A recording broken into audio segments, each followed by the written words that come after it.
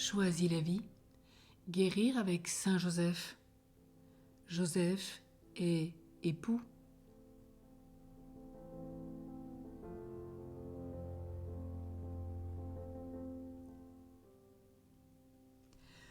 L'homme étant orienté vers l'activité, le mouvement, l'engagement, il lui sera plus difficile d'entrer dans une attitude d'accueil qui est plus passive qu'active.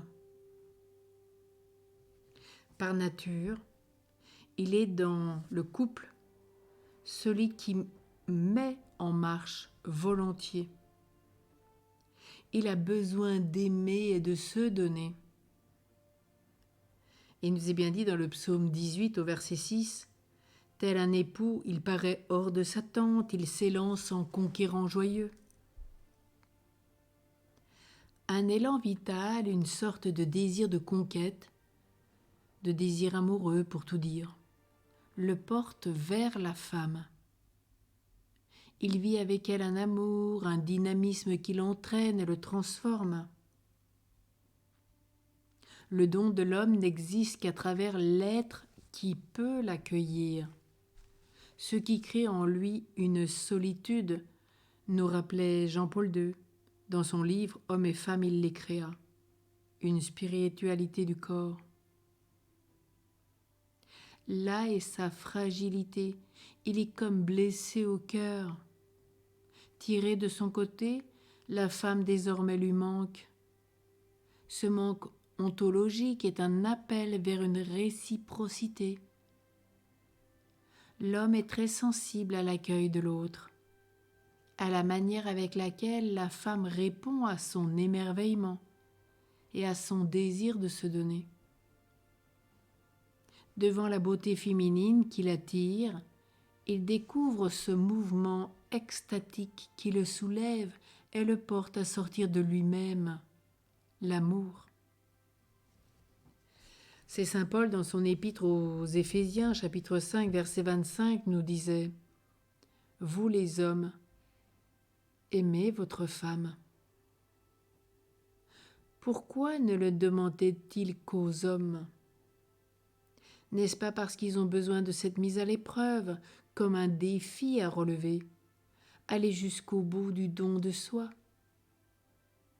L'invitation consiste ici à aimer comme le Christ, à aimer l'Église, c'est-à-dire du plus grand amour, en livrant sa vie pour elle.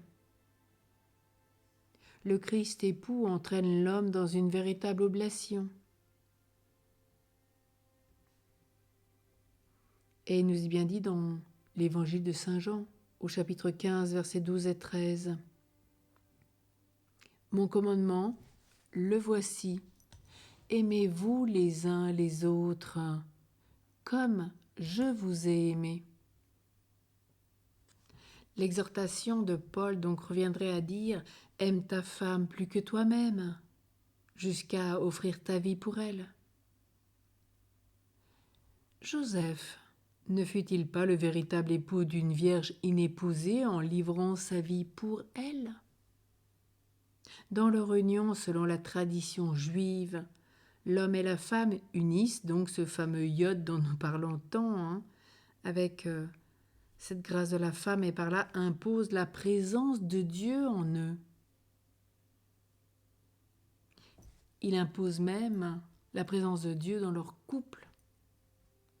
En revanche, quand la femme vit sans Dieu et donc perd son souffle, que nous avons vu déjà dans la grâce d'être femme avec Marie, quand l'homme ne demeure plus sous la main de Dieu, de son Créateur, quand ils sont désunis et se posent en adversaires, ils ne bénéficient plus de la présence divine. Selon les rabbins, le ish leur reste en commun. Sans iode ni le H aspiré de la femme, dont on a tiré l'hébreu, se transforme alors en esh, le feu qui dévore, qui est destructeur des passions, de la séduction, de la prostitution et de la violence. Et c'est bien tout ce qui nous est rappelé dans le livre de la Genèse. Alors aujourd'hui, Quel enseignement pouvons-nous en tirer pour la vie quotidienne ? Prenons peut-être 3 exemples dans les domaines de la sexualité, de l'intimité et de la fidélité conjugale. Ils illustrent bien la manière masculine d'aimer et de se donner. D'où l'importance de prier pour que l'homme reste bien sous la main de Dieu, sous la main de son Créateur, et que la femme vit bien en Dieu et ne perd pas le souffle divin qu'elle attend en elle. Et combien nous pouvons demander à Saint Joseph et à la Vierge Marie de garder toute personne qui vit de ce mystère d'épousailles. Et particulièrement peut-être aussi pour les religieux et les religieuses, tous ceux qui sont consacrés, eux qui ont donné leur vie pour Dieu afin que, en fonction de leur état, s'ils sont hommes ou femmes, eh bien, dans leur vie donnée à Dieu d'épousailles avec le Christ, ils puissent bien rester sous la main du Père, que la femme qui est religieuse ou consacrée puisse bien rester dans le souffle divin.